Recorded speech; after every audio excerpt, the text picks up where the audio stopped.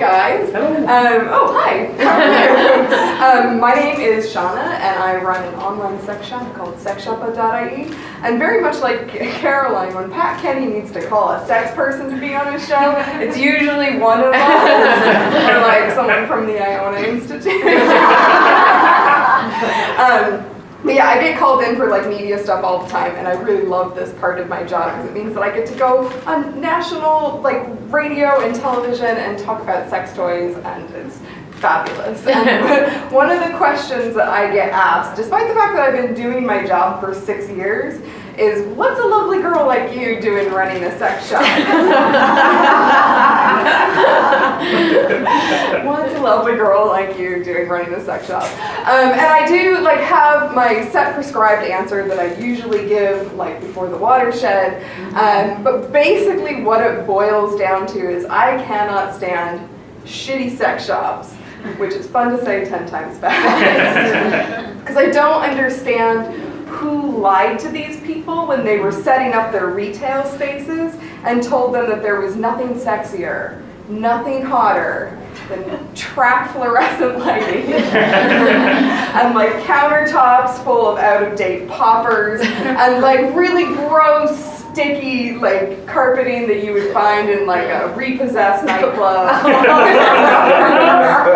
And pegboard after pegboard of like dusty anal beads that haven't been sold in 10 years. But I really love my job, probably because I don't have to deal with a retail space. I'm just online, and I love my job because I get so much fulfillment out of it. I feel like I'm making a tangible difference in people's lives, especially in Ireland, where up until fairly recently, sex was reserved solely for like straight married couples and like for when God wanted to impregnate a teenage virgin. One of the things that I love most about my job, this is kind of weird, one of the things I love most about my job is I get to gift wrap the shit out of every order that comes in. It makes me, I get so much, again, so much fulfillment out of this like aspect of my job, because I feel like if anyone deserves to have their sex toys gift wrapped with a fucking bow on top, it's the people of Ireland. We have gone through so much shit in this country that I think we deserve reparations, like preferably in the form of free vibrators on the HSC. You guys, I think I want to run for office. I'm gonna be one of those like single issue candidates. It's just like, I know the housing crisis is fucked, but if you vote for me, you can be too. I've always had these really strange like career aspirations for things that I am definitely not qualified for. When I was growing up, like all of my friends, like they knew exactly what they wanted to be. They wanted to be like a teacher or a nurse or a computer programmer. I, on the other hand, wanted to be the backup singer for the Supremes. This outfit is suddenly starting to get sad. I think at one stage I wanted to design McMansions, which looking back on it probably would have been a bit better of a career choice than what I'm currently doing now. But I think like the apex of all of my weird like career choices was when I was 10 and I decided that I wanted to be a Las Vegas magician. I saw a special about Siegfried and Roy in the mid-90s, and there was something about like their spangly rhinestone capes and the fact that they like had white tigers and stuff. Oh, and they looked super old to me as a 10-year-old, so I was like, someone's gonna need to take care of those tigers eventually, and I wanted to be next to them.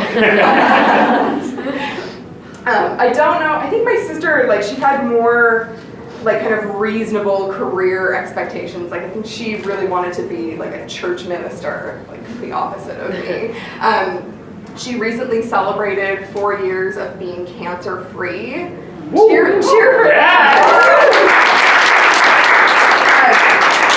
When you get a cancer diagnosis, all of like the doctors and everybody tells you that like cancer affects everybody differently, and it affects families in different ways. And And so everybody like rallied around her and was like really super supportive, but she felt a little overwhelmed by all this like weird support out of the woodwork from people she hadn't like spoke to in 10 years. And I told her, like, you need normalcy in your life, and I promise you, I am going to always treat you like the basic bitch that you are.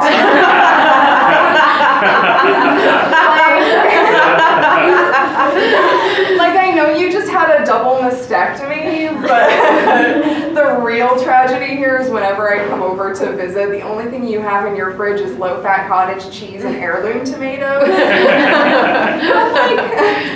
I know that the estrogen blockers that you're on have sent you into early menopause, and you're probably going to get cancer again at some stage. But I swear to God, if you put me on mute one more time so you can give your Starbucks order, I'm going to finish you off myself. Louise isn't the only horrible person.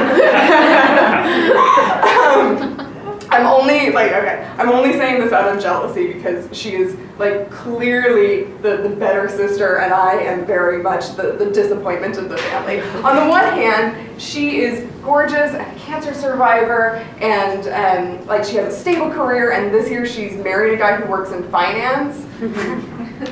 I, on the other hand, am a Fanta-haired sex shop owner who wanted to be a Las Vegas magician and is dating an unemployed actor. I love my boyfriend so much. He's the one who like supported me like through kind of pretty much me writing this set. He's been pushing me for the last year to try stand-up comedy because he knows that I love it so much, and he couldn't be here tonight because, like, this is no word of a lie, he's back home attending his mother's anniversary mass. Okay, question for you. Now hear me out. Does anyone else get like super horny when their boyfriend cries? Okay, I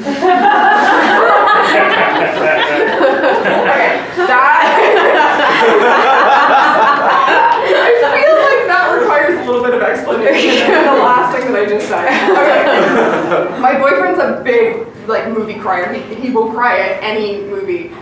Just as an example, we could be sitting on the couch watching E.T. and it's a bit where like E.T.'s dead in a freezer and Elliot's saying his goodbyes. And I'll look to my boyfriend and he'll just have tears streaming down his face. And I'll just take his face in my hands and I'm like, sweetie, you're so wet for me. But it's not the crying that does it for me. It's the fact that like he can so openly and unashamedly cry in front of me. That's the big turn on. It's the kind of gentle, aspirational masculinity that really makes me want him to bend me over his knee and spank me till I call him daddy. So just to cap this all off, when people ask me like, what's a lovely girl like you doing running a sex shop? The question is like, am I? Because I'm not sure if I am. You guys, I'm Shawna. Thank you so much. Yeah.